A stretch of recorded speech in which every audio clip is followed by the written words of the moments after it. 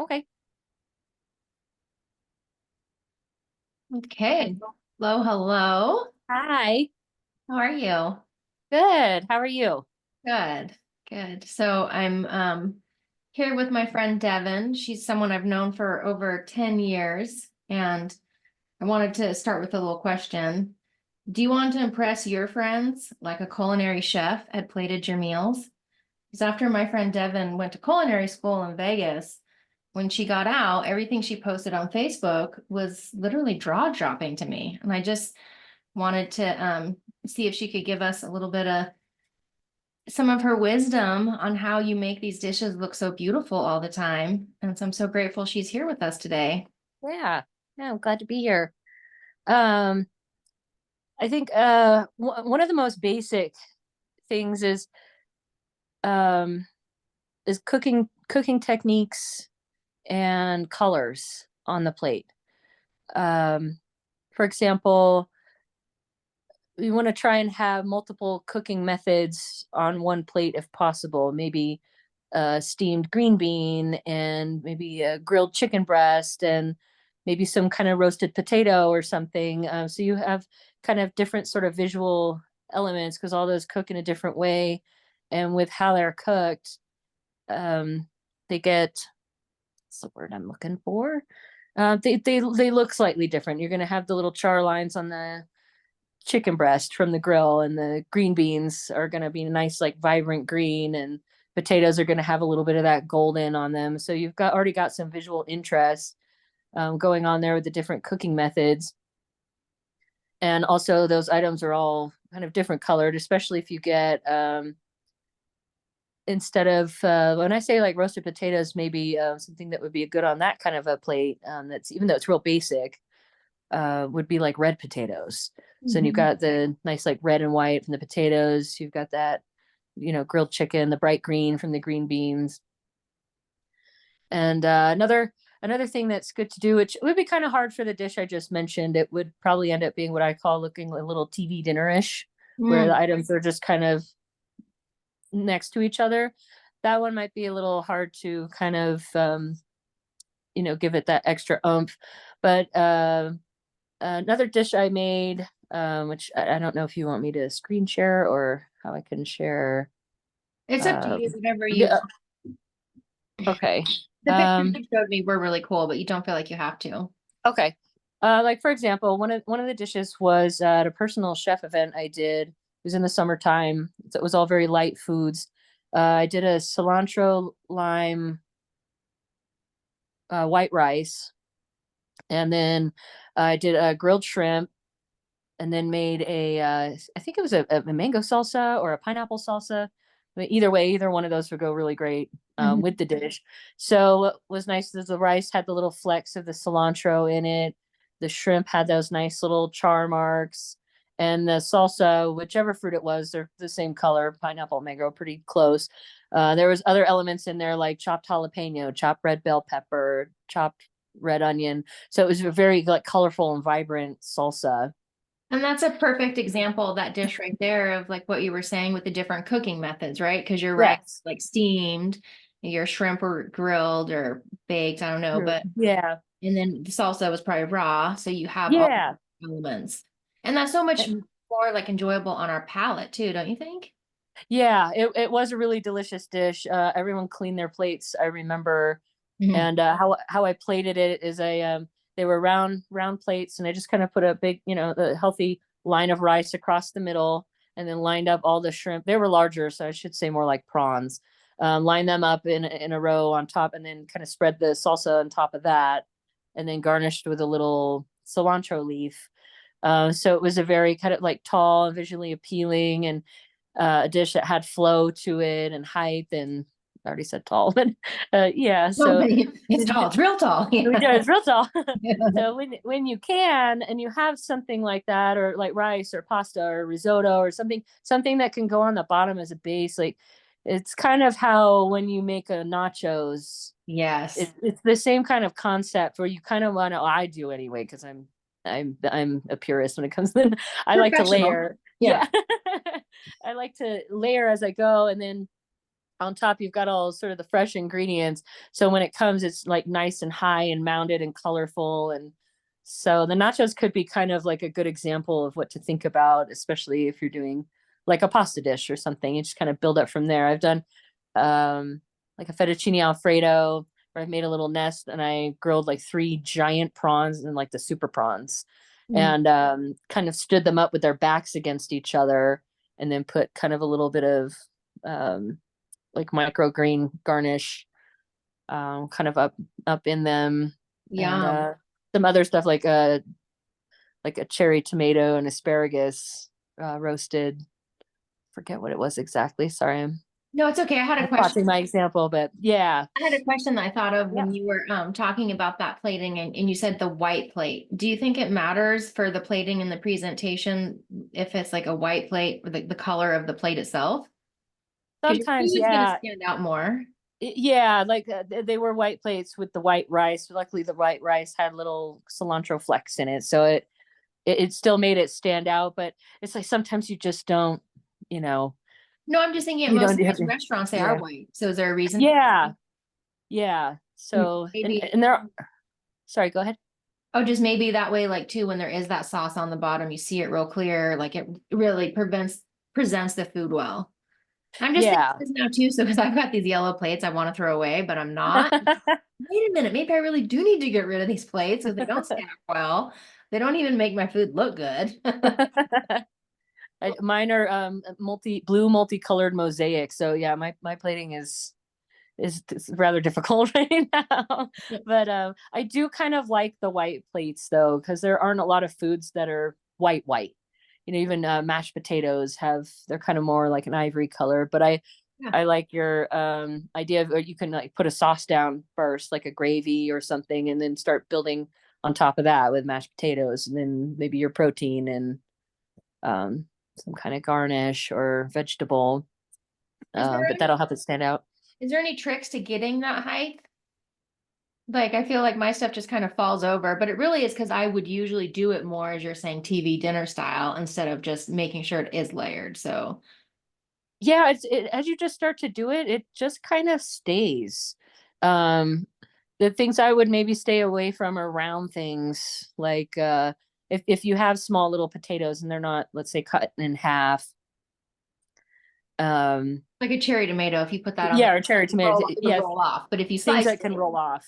yeah. Yeah. And you can kind of mess with it, like give the plate a little jiggle and see like, oh, is that chicken breast gonna stay on top of the asparagus? Or Mm, yeah, that's a good tip. yeah, gonna give it a jiggle and see what happens. Yeah. Yeah. And we were talking a little bit earlier about like the different herbs because it's like the colors look so good. And so what was some of your favorite herbs that you like? So my personal favorite is rosemary. Mm, I just think it's really versatile. I know it's a little bit more of kind of a fall time, winter time. But I eat it year round. you eat it year round. Yeah. Yeah. I just really like it. I love it on lamb. I do like a crushed garlic and rosemary crusted rack of lamb. That's really nice. So it goes well with lamb. I love doing breakfast potatoes Same. in the pan and throwing some rosemary in. I just Yeah. feel like it's appropriate for breakfast too. Yeah. I like cilantro a lot. I like Southwest foods and Mexican foods, and Mm. cilantro is a big role in that. It could be chopped real fine, or you could just use a whole, a little sprig to kind of throw on top.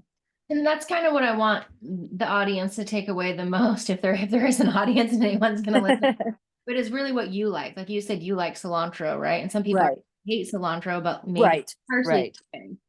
So Yes, and getting clear on what you like as an individual is so important. And then being okay with owning that. Like, no, I don't like it, or I do. also and use things that are appropriate to the dish. If you've got parsley that's in your dish, or it fits with the dish, say maybe like a pasta dish, like parsley would be safe. Cilantro would probably be a no-go in that kind of situation. But something that's just appropriate. And Appropriate also means like the different themes, like like, yeah, like if you had a fettuccine alfredo dish, you wouldn't want to garnish it with like chopped cilantro. Right. Yeah, you know, parsley would be perfect for that. I use a lot of scallions or green onions and chives too, and I just want to add a little bit of color, even to just my eggs in the morning. Oh, Just that want sounds to, really good. yeah, yeah, it is. I've always got green onions in my fridge, always. I'm an onion fan, so I'm an yeah. onion fan too. I've been taking them and like after you cut them and use them, you can plant them in the garden. Oh, That's yeah. part of the reason I left living where you are, South Lake, because it's like just so cold you couldn't really grow. I like right now I've gotten oregano. It's not that happy, or the oregano's happy. The rosemary is the one that's in the shade. Mm, But yeah, I love being able to make good food right from my fresh garden here. And oh, the that's onions are awesome. like they're like popping up, and you're like, oh, I forgot I planted that one. Oh, hello. Yeah. Um, but yeah, and I'll throw them in like salads. Um, yeah, speaking of salads, salads can be really colorful. There's kind of no limit to what you can do there. We had a crazy one at Whole Foods, and it had it's like smoked salmon, chopped mango, red bell peppers. There was like every color of the rainbow on top of this thing with like a honey citrus vinaigrette. And I was just thinking how nice that salad would be. I even think there was like blueberries in it or something. It was just like the craziest salad, but it just looked so good if you threw it all in a bowl and tossed it all together. You'd have all the colors of the rainbow. Yep. Yeah, And that's exactly what I'm talking about. And I love so much too. If you can get like the protein, the carb, and the veg all in one meal, because it's easy to go like just have the salmon. I feel like a lot of people will eat just meat only or vegetables only instead of like plating everything together. And right. if you can just like, um, especially just grab and go from Whole Foods, that's really easy. That one of my favorite things to do is like see what you professionals do and then try to recreate it myself. Yeah. Just knowing that like you were saying the themes, like okay, so like what did I get today? There was a wild rice salad and they had apricot in there and then some Ooh, vinaigrette kind of dressing. It was so good. I'm like, oh, I'm definitely saving these ingredients. nice. I won't know the proportions, but Right. And I was just gonna say something else. It's gone. Maybe it'll come to me. maybe. Yeah. Let's see. I'm trying to think of now some of the dishes I've seen that you've done that have just been so amazing. I think what it Oh, really okay, go ahead. I was gonna say I turned a lot to for my personal chef gigs, Pinterest Mm, for recipes and plating even. Sometimes if I knew I was cooking, a specific number of things, I would just Google like lobster risotto and whatever the protein and the veg, like, and just put plating and then just search. And sometimes that would help inspire me. Like, oh, I wouldn't have thought to put the asparagus like that. Or, um, so even though it's like, yeah, I have had, the formal training, but it's like, I still need help sometimes. well, And you're still that's a it. creative, Yeah. still a creative person, right? And Yeah. cooking is a creative activity. So I love that idea. I'm just, it's a good tactic to always do research, right? And Yeah. cool. Yeah. And That's what I Pinterest would is free. do. Yeah. Yeah. It was great. I've got a whole board that's just recipes and ideas and things that I've used in my personal chef like gigs and yeah, just a whole board of just all of that. So That's the yeah. like jaw dropping, mouth watering stuff. And like probably really over the top. Yeah, no, some of it's pretty awesome. And I mean, even down to like, I'm not that proficient in baking. So there's even like chocolate chip cookie recipes in there and mac and cheese. I remember I had to make that for a group once and I'd never made it from scratch. Yeah. So yeah, it's everything from, exquisite plating to chocolate chip cookies. But but it definitely gave me a lot of inspiration and recipe ideas. That was where I got a lot of ideas from, actually, to be honest. You know, my mom does that with fashion too. She's like, just get a picture of what you like or like the person that you look like or whatever, So she's kind of the fashion police. And it's true, right? Like these people have done it. It looks good. We don't need to recreate everything. You can Right. what do they say? Like imitate instead of innovate. Like, yeah, I'm gonna imitate what they did because it looks really good. Nice. Yeah, it's kind of the same thing. Yeah. Yeah. So you were talking about like mainly the colors and the Uh-huh. height, the different types of cooking methods. Are there any other like super key takeaways?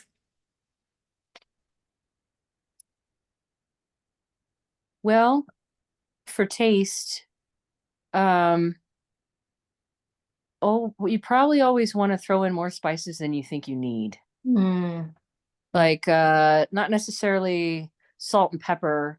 Um, but I remember doing cooking demonstrations and people were like, "Oh my gosh, that's how much cumin you put in and this and that." They were shocked at the amount of spices that I was putting in. So it's like always kind of maybe put a little bit more in than you think instead of just a couple little shakes of granulated garlic or granulated onion, maybe a handful of little shakes. And the tricks in restaurants, I know it's not super healthy, but how the food tastes so good is butter and salt. I know. Yeah. No, Not the most I've worked healthy, in but restaurants too, right? And it's yeah. still all about butter. There's a butter and salt. Yeah. So yeah, I've been, salt is a game changer for sure. It'll make a dish to go from completely bland to um awesome, but there's a fine line there, no, girl, I've put salt in Yeah. my smoothies before because of that, because it like ties everything together in some way. Yeah. And yeah, it's incredible. Or like baking, they get the pinch of salt and Mm-hmm. yeah, it kind of sets it off. So yeah, I would say seasoning and season as you go too. It's each step of the way. If you've got something you're preparing and it goes through kind of multiple steps, let's say like a chicken marsala or something, it's like you're going to want to season either your flour dredge or your chicken breast, and then you saute that, bring it out, and then do your mushrooms and the marsala wine. We want to kick a little bit of salt and pepper in there too, not too much because it's probably going to reduce down a bit, but yeah, if you've got something that's multi-step process like that, it helps build flavor to season it each step of the way. So that helps too. But Awesome. yeah, I find dishes, not that I critique what my friends make, but they're sometimes either way undersalted or way oversalted. It usually goes more to the former, to under salted. So Which I think that's is good. okay Yeah. in some way if you can add it on the table later. Yeah, yeah. Better than oversalting and ruining the dish or too much. Yeah. I don't know if you've ever done that, but I've been like, whoa, girl, why'd you I have. put two onions in that, Yeah.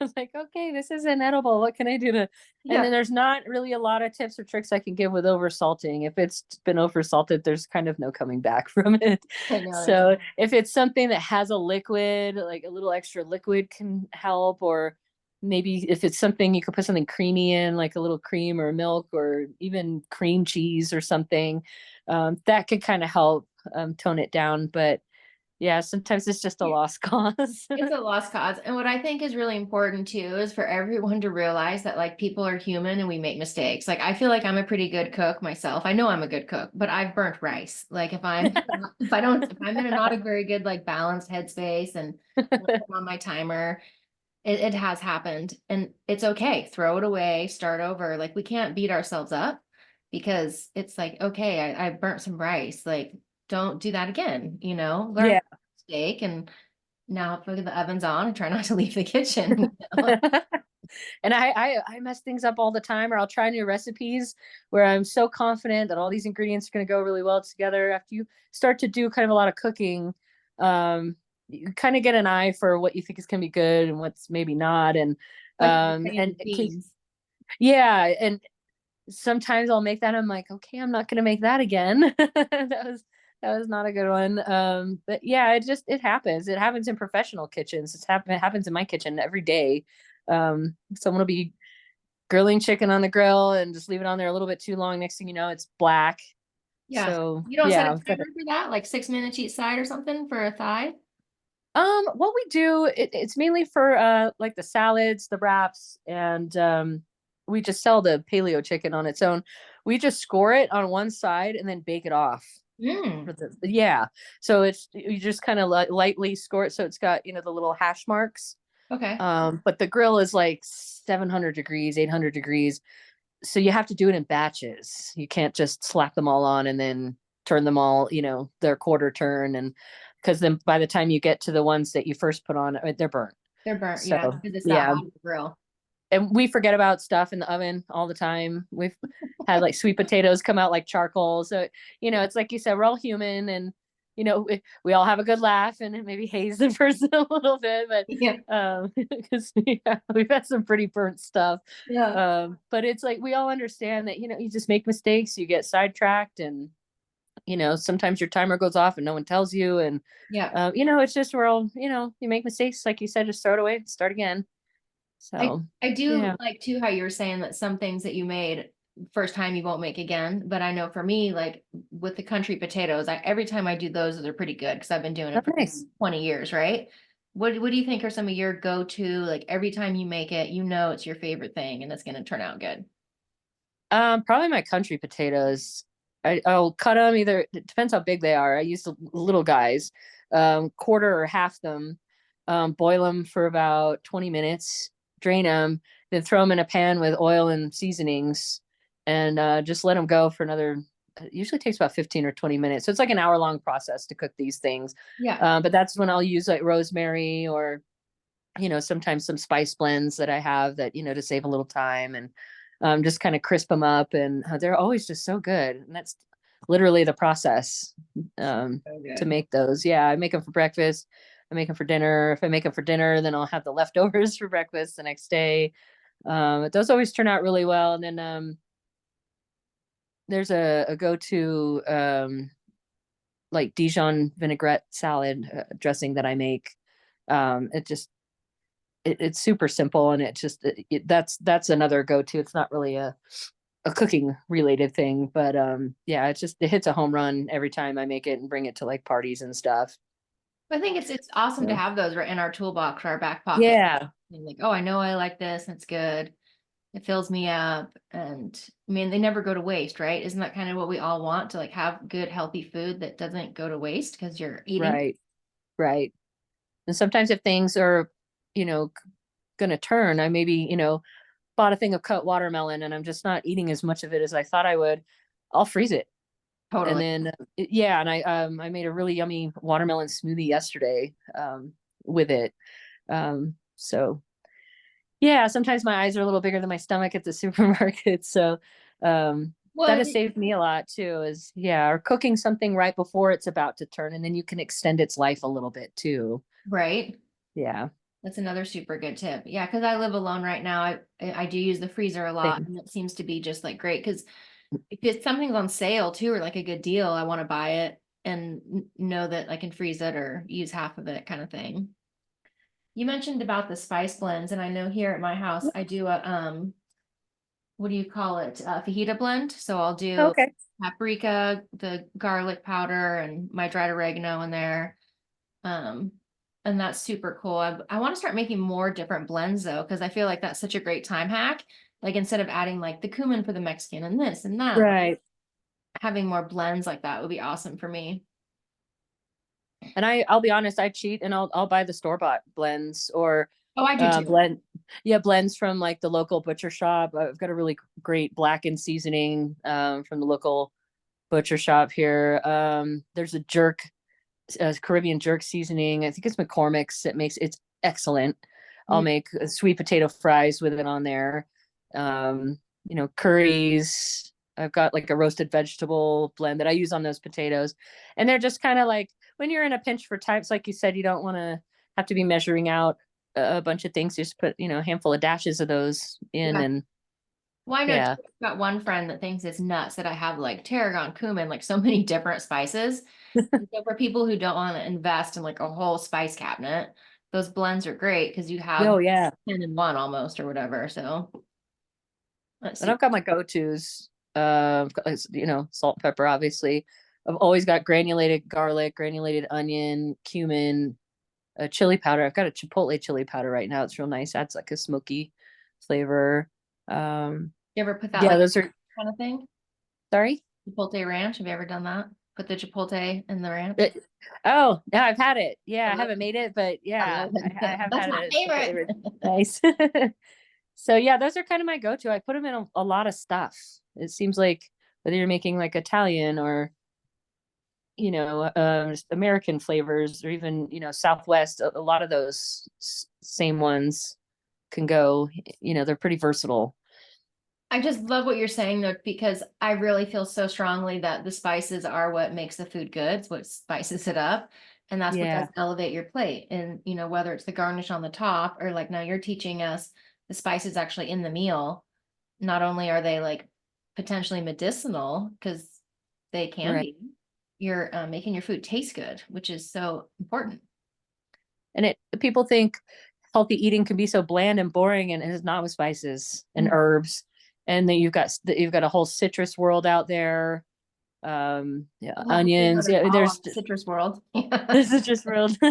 Yeah, there are just so many things that are healthy and good for you that are easy to spice up a dish. So it's not just like chicken and rice or chicken and vegetables, or like boiled chicken or it's like grill up a chicken breast.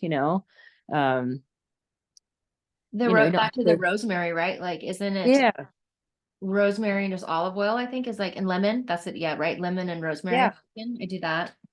nice. And it's good. And yeah, it's all healthy items, and it really jazzes up the chicken. So Hmm. it's not as bland.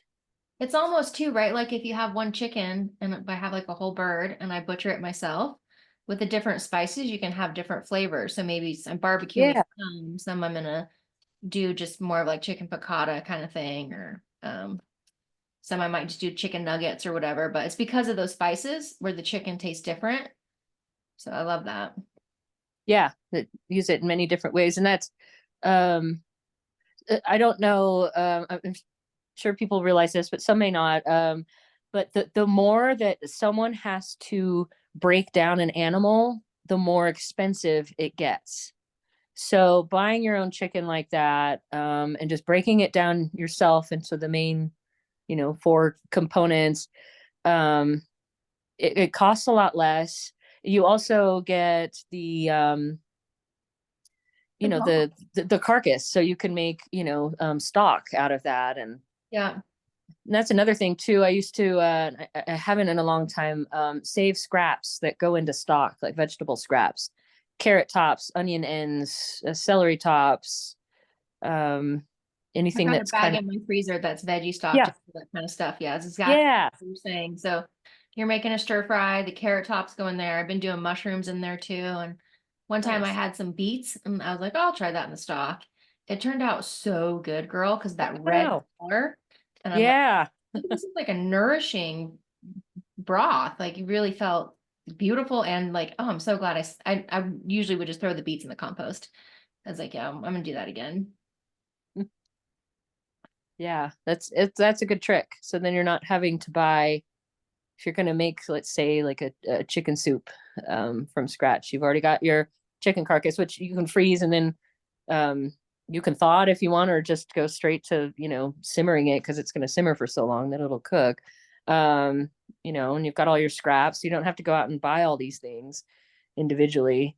Yeah, I used to buy like breast quarters or something like that, so it still had all like the ribs in it, Yeah. and it's like half the price of getting the boneless, skinless chicken breast. So yeah, it's definitely money pinching, tips out there.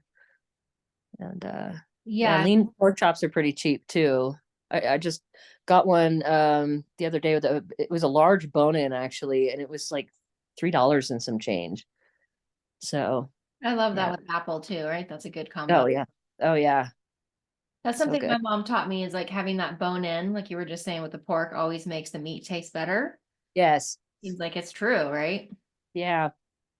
I buy those a lot. I usually have like one every week or two. Yeah. So yeah. Now I'm getting like kind of hungry. I know, me too. um, I'm just giving you a heads up. My phone's at around 10%. Okay. So it's It looks gonna like fade this, kind of soon. this thing has like 2 minutes left on my freeze it. Oh, okay. Just end it now. Okay, sure.